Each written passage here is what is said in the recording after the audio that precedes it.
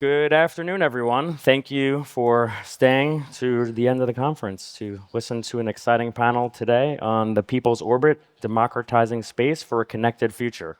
I'm Adam Wasserman, the VP of Investments for Input Output. We're the research and engineering arm behind the blockchain Cardano.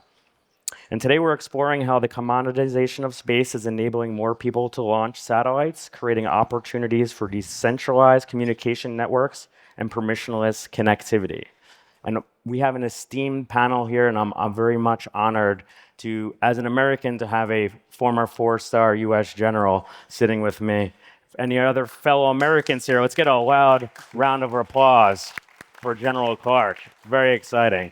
We also have a wonderful Dr. Kim, who is a former CEO of, ex-president, I'm sorry, of Samsung Electronics.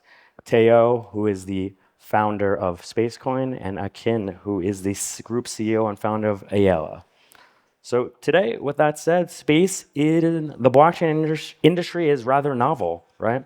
So I think it is worthwhile to give a quick intro to those unfamiliar with this intersection of blockchain and space tech. As you already know, blockchain offers unique solutions to coordinate decentralized networks, creating permissionless systems, enable new economic models. Also surprisingly valuable when applied to space infrastructure.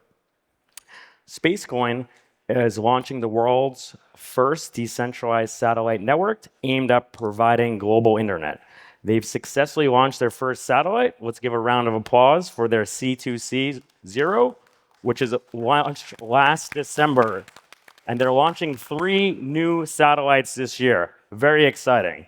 The vision is to connect 2.6 billion people worldwide who still lack access to reliable internet, which is honestly mind-blowing in today's environment, since we think of the internet as almost a basic necessity in today's environment, at least for everyone in this room, that's for sure. The ambition for Spacecoin and the journey wouldn't be possible without the exceptional guidance of strategic advisors and partners who understand both the technical and strategic aspects of space infrastructure. So I do want to give credit where credit is due. And as mentioned, we have an esteemed panel, and I'd like to start with Tae to give his introduction, and further along down the list, please take it away. Hi, I'm Tae Oh. I'm the founder of Spacecoin, and I'm also founder and CEO of the core contributor of Spacecoin, which is Glua. Since 2012, I've been working in this company, Glua, and to build bring permissionlessness and what it's capable of to the more people, and then uplift them from their situation and get better to creating a borderless economy. And I've been working on a project called KuCoin since 2017, which was focusing on banking the unbanked. And while focusing on that problem, we learned that there's an adjacent problem of connectivity, and that's how we ended up founding Spacecoin. Thank you, Tae. General Clark. So I'm a retired Army four-star general. I was NATO commander in the late 1990s. Before that, I was with Richard Holbrooke. We negotiated the end of the conflict in Bosnia. Then I got to be the NATO commander to run it, and in the process, we stopped Serb ethnic cleansing in Kosovo. We saved about 1.6 million Albanians from being ethnically cleansed, and Kosovo is today an independent country. Serbia's still mad at me. If there are any Serbs here in the audience, come up and talk to me about it, and let's bury the hatchet. But I think that we've got to move into the 21st century in a way that respects individual rights and liberties and freedoms, and that's why I'm proud to be here with Tae Oh and working Spacecoin. Thank you. Okay. Dr. Kim. Thanks, Adam and General Clark. I'm Youngky Kim. I'm former president of Samsung Electronics. Now I'm leading a committee for autonomous driving back in Korea. Before introducing myself, I'd like to share momentum. When Tae presents his sincere and grand visions of decentralized internet network based on low orbit satellite. Throughout my entire career, dedicated to the Samsung mobile network, which now support about 1 billion smartphone users worldwide. Throughout all those entire career, I never envisioned that kind of grand visions. I think, but I immediately realized it is a great vision. It is more than worthwhile to pursue, and I decide to help him realize his vision with my experience spanning 1G to 5G. I think there are many obstacles which we have to overcome, since Tesla's vision is breaking the limit. But I will help him realize his vision, and I'm very happy to be here today. Thank you. Thank you, Dr. Kim. And last but not least, Akin, take it away, my friend. I'm Akin Jones. I am the CEO of Aella Bank. Aella is a 2 million user neobank, a YC company from Africa, and we're building global mesh banking. I think we are here because we're one of the first partners to Glua, Spacecoin, and KuCoin.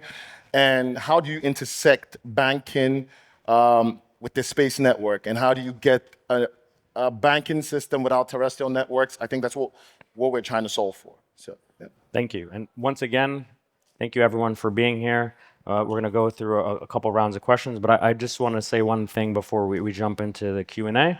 I'm very fortunate to have been selected here as not first, not the second, but the third choice to be the moderator. We did try to bring someone in from the UAE government, from their space agency, but unfortunately they couldn't join us. So I'm honored to be able to talk with us today. And thank you to the city of Dubai for hosting this wonderful event.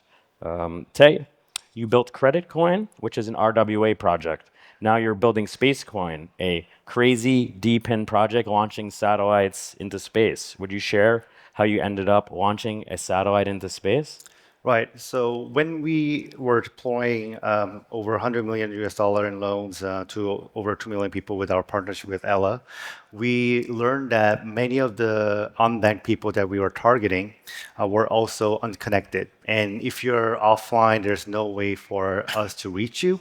So we decided this is a problem that we need to solve as well. And we initially look into the solutions already in the market, such as Starlink. But unfortunately, the price point wasn't feasible for our target demographic. So you have to spend over $500 for the base station and over $100 per month for subscription fee. While Starlink works really well for high bandwidth for our purpose of providing basic financial transactions and communication, it wasn't a great fit. So we were researching what alternatives are in the market, and after researching, we understood that thanks to SpaceX, the space industry, it has been heavily commoditized, which will allow smaller companies like us to deploy satellites on our own and then start formulating a constellation. And that's how we ended up deciding to build our first satellite, CTC-0, launched last year, and deploying our next satellite, our first constellation, CTC-1. Amazing. This is incredible stuff, and I'm excited to see what the future holds here. General Clark, could you comment on how open sourcing satellite technology at the software layer, accelerating global innovation and interoperability while maintaining essential security controls at the hardware level might be beneficial to national security and international cooperation? I think that if you look at where we're going with satellite technology, of course, there's a huge proliferation now of satellites, low Earth orbit, medium Earth orbit, beyond the geosynchronous. And when we do this, we're trying to make space and access to space accessible to everybody. But a lot of these satellites are not oriented on the people who would most benefit and have no other alternatives because they're not connected to ground networks. And that's why our system is going to orbit over the equator, plus or minus 20 degrees. We'll pick up the central parts of Africa, Asia, Nigeria, Uganda, India, Indonesia, and these are huge populations. And large portions of them don't have access to fiber. They don't have fiber for the last mile. They don't have dial-up. They just don't have access. And so this is going to be really important. But we're also at a time when the national security situation, the global security situation is more, let's say, volatile than it has been for the last 35 years. There's a group of 4 nations challenging the current structure, led by Russia, China, Iran, North Korea. They don't like this system. They want their own system from start to finish. It's not just the dollar, it's the whole way the structure works. And so we don't know what's going to happen in this. We've got war going in Ukraine. You've got Russian spokesmen threatening nations in Eastern Europe with nuclear weapons. We know that Putin is building up forces in Belarus and opposite Finland. President Trump's trying to get it settled. And on the other side of the world, President Xi has said 2027 is his key moment. So I think nations that are not part of this are looking with some concern on the whole architecture in space as well as undersea cables. And they need greater control over their data, over their systems. And so I don't want to name any of these other systems that are going to be rivals of us, Tae, but I think you know who they are. Because they could be turned off like this at a national decision, and then everything stops. And you don't know why they would be turned off. And if you were a nation that's not caught up in this immediate conflict, you couldn't do anything about it. So what we're doing is we're providing a service to nations. The data is theirs. The control of the satellites is theirs. They can have as many satellites as they want, 1 or a dozen or whatever. And it's all their system. All we are is a provider. But we're providing it in a way that it connects to the ground and serves a lot of people who otherwise wouldn't have it. So I think it's not only something that's democratizing space, but it's also providing a certain essential degree of stabilization for, let's say, the global south and other regions that aren't caught up in this struggle that's starting to emerge. Thank you so much, General. To hear your perspective on this is invaluable, and I hope everyone is out there listening. Incredible stuff. Dr. Kim, you were the ex-president of Samsung Electronics, as we mentioned, specifically focused on telecom network infrastructure. You've seen how telecom technology has evolved over the decades. How do you see satellite-to-phone technology evolving in the next 5 to 10 years? And what challenges remain in making this seamless for everyday users, especially those in rural areas who currently do not have internet connectivity? Okay. In response to the demand for complete coverage and stable connection, 3GPP has been developing standard for the link between satellite and phones. As of 2023, release 17 and 18 for the link has been published.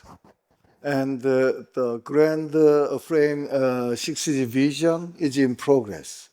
And some companies provide satellite and phone link already. But at this time, it is important. We note that there are 2 somewhat different demands. One is for the people in developed country. For that demand, the 3GPP standard aiming to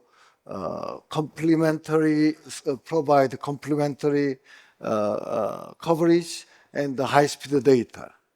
But there are the other demand for the people who have no internet connection at all. They need a basic internet service, which will be crucial for their life. I think my understanding of Spacecoin project is Spacecoin will provide this basic internet service. I would like to call it that's a lifeline internet service. I think Spacecoin gonna start their business with this lifeline internet service, and which will evolve to a variety of service as our Spacecoin decentralized architecture will attract more investment, satellite investment, and satellite involvement. I think within 5 or 10 years, the Spacecoin start with this lifeline internet service and evolve to the variety service in a way along with the communities. That is my projection for the 5 to 10 years. And Spacecoin has quite a specific and unique approach toward that one. Thank you, Dr. Kim, for your perspective. It's very, very, very interesting. And Akin, you run a bank in Nigeria and you are based in Africa, where many of the 2.6 billion who don't have access to internet are based. Would love to get your perspective on a few things here. You've been running a lending business over the past decade as well in Nigeria. Is it fair to say that you're somewhat of an expert on emerging markets, at least in Africa? What can you tell us about the market opportunity there for helping those without access currently? I'll say the future of work is in Africa. It's the fastest growing continent, and by 2050, you're going to have 2.4 billion people with a median age of 20 years old. How are you going to get all those people work? Work is getting digital with the advent of AI. How are you going to put everyone? How are you going to get people access to medicine, access to banking, access to smart tech, IoT? And the only way we can do that is with Spacecoin or with space technology, because we have to be able to connect the remote areas that have no connectivity. Fiber and all these technologies are just too expensive to lay and to pipe down to some of these regions right now. And with the advent of space technology improving so fast, it's something we can clearly do. I was there with them at this first launch, and I'm seeing the progress, especially when we can hack the direct connectivity to the smartphone. Once we can do that, the access is enormous. Meeting with various leaders across the continent. We've met with various vice presidents, presidents, ministers of communications. We've seen that they're so excited about the strategic opportunity that this presents. Yeah. Wonderful. Thank you for your perspective as again, someone who lives on the continent of Africa. I know this is near and dear to your heart, so thank you. Let's spend the last several minutes of our talk here opening this up to a dialogue, and we'll go down the panel and each of you answer this next question. First, let's look 10 years into the future. What new applications or use cases might emerge when satellites become truly permissionless and decentralized? Tae, would you like to start? I think there's 2 layers of services that will be developed. So one first layer will be what Dr. Kim called lifeline service, a basic service for people who gets access to connectivity, such as payment, messaging, basic web browsing, and as the technology evolves, they will get to stream videos and whatnot. And that will be the basic level of service that people enjoy. It will be a 0 to 1 situation. Another layer will be decentralized satellite-enabled technology. So, for example, our company has filed a technology that we call proof of location and velocity patent in the United States, which allows people to not only identify their location, similar to GPS, but also to generate a proof that you're located somewhere. This has never been done at this global scale, and by having a decentralized network of satellite, you can now add access of your physical presence of certain location to your security. So, for example, you can use applications like, I decide to sign this smart contract only at this location and nowhere else, and that means you can add the physical security to your crypto security. Wow. So you're talking about geofencing. Correct. Very interesting. General? When I when I think about Nigeria and these and the other countries like Indonesia that are going to be under the orbit of our satellite, I just see amazing things, amazing possibilities. One of the biggest things we can deal with is food security. You know, when you don't have connection to the internet, I was in South Sudan a few years ago, and a woman was growing cassava, and she was asked, "Why don't you sell some?" She said, "Because I'll be cheated." Because I don't know the price in the market, because she didn't have any communications. So she's only growing it for her own family. So open up that communications channel through satellite, let her see what the opportunities are, and then when you can provide other information, weather information, warnings about infestations of pests, when you can deal with the exact value of your soil, square meter by square meter, like our farmers in the United States are doing in corn. They farm by the square meter. They know exactly how much fertilizer it takes. They know exactly when to cultivate it and so forth. It's amazing.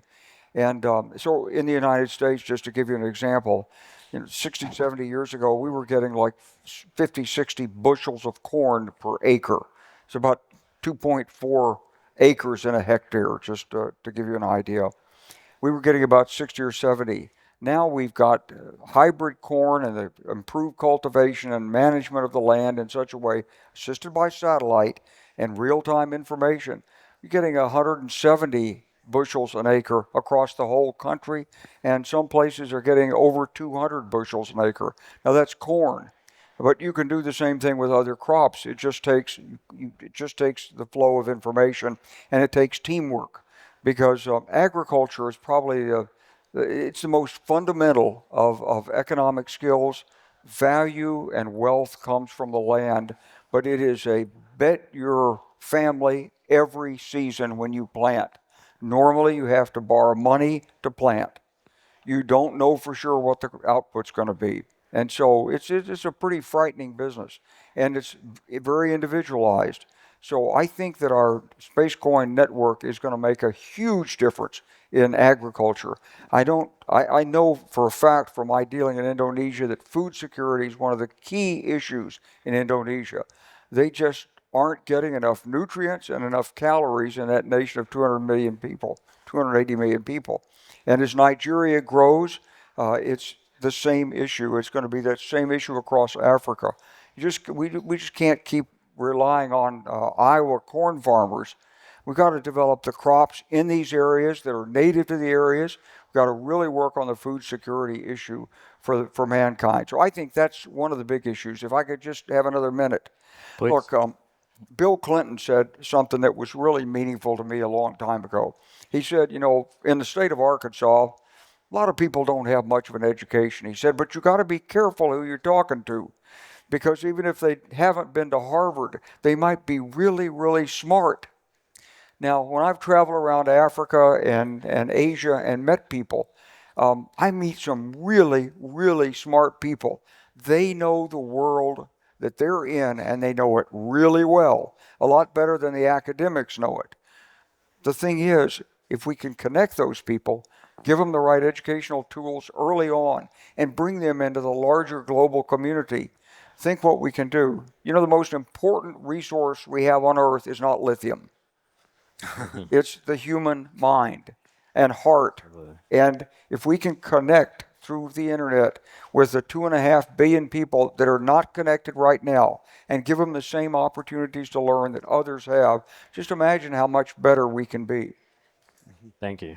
Dr. Kim? Okay, so I'm gonna add some more things on the technical side, but that you are talking about Spacecoin vision very much, so I'm gonna focus the technology.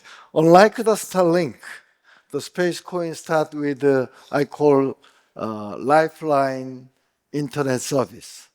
So which means definitely these two network will differ in a technology profile. I think so. We're gonna start with this lifeline internet service. So to make it happen, one great option would be NB-IoT at low orbit satellite, which will provide much better coverage at lower cost. That is one option and link level. At network level, we have a decentralized network architecture. So to make it happen, we could consider ad hoc network, which could make the add and delete of each node with freely. I think I'm quite excited. This grand vision, decentralized network, which the Spacecoin will bring in. I'm quite excited with the futures. Thank you. Fascinating. Yeah. Earlier in the year, Tae and myself met with some central bank leaders across Africa. And we were trying to talk to them about CBDCs. We did get some agreements with some central banks. And what we noticed is, why were they not penetrated? It's back to the same thing, no proper connectivity. CBDCs can be a very effective tool. As we've seen, a lot of countries and emerging markets have very unstable currencies. And there's a real push and a real need for stable coins or different types of stable cryptocurrencies. And with space technology and with proper internet tools, penetration rates, you can see them jump as high as an additional 30%.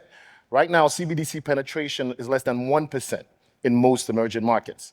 So working with this ecosystem, I think how you have to think about it is you have to find a way to bridge the government, technology, and then user penetration. How do you bring all those three things together? How do you get all these people thinking in the same direction? And I think a great first step is what we're trying to do at Spacecoin. We're talking to all these people, this entire ecosystem, and we're building something that would actually work. Shooting one satellite into space is a big feat, but trying to shoot 3 more this year and a lot more over the next couple of years is a much bigger feat. So, and then connected into a banking system and a mesh network and an ecosystem is something that's pretty amazing, and I think everyone should watch out for that. That's my comment. Thank you, everyone. That's fascinating answers to this question. In our last minute, Tae, why don't you walk us through the roadmap on what everyone can expect from Spacecoin over the next 6, 12, and 5 years from now into the future? So everything starts from the first step. We're trying to establish our first link as a baseline, define our bottom line there, and from there we will increase our capacity while trying to minimize the price increase. So there's 2 axes here, price and the capacity of the network.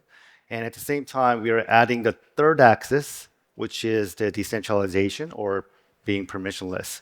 So eventually, we will push these 3 all together, and ideally, we will create cheap access to internet with a decent data rate with full decentralization. Wonderful. What a fascinating topic. I hope everyone enjoyed this panel. We're talking about satellites and decentralized internet. How exciting. I want to thank the panelists. We have wonderful insights and perspectives, and hope everyone has a wonderful rest of the afternoon and enjoys the rest of the time they're here in Dubai. Thank you. Thank you.